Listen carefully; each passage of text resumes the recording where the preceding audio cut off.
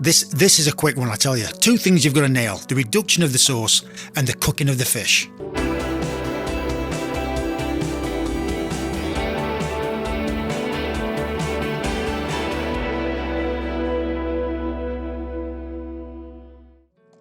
Okay, first what you want to do is roughly julienne some carrots. Doesn't have to be perfect. Slice green onion, sugar snap peas, and finally dice garlic and onion.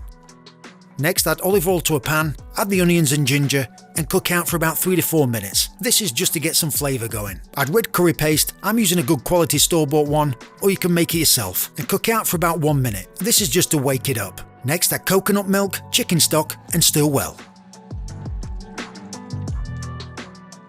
Now you want to reduce the sauce for about 10 minutes. The more you reduce it, the more flavoursome it gets. Flavour, flavour, flavour. Just think of flavour. While the sauce is boiling, add carrots and sugar snap peas and reduce by half, about 10 minutes.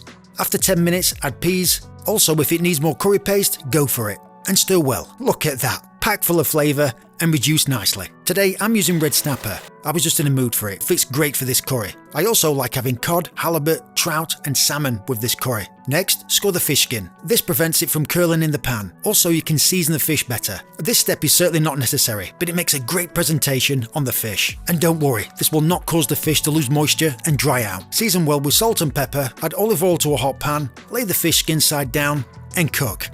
Right now, just leave the fish alone. Don't prod it, don't touch it, just leave it. Let the pan do the work. You've heard that before, let the pan do the work. It's true, because if you keep prodding it and touching it, it'll stick. The skin will come off and it's not going to be very good. You don't want that. The skin's there to protect it, to make it nice and juicy and stop it from drying out.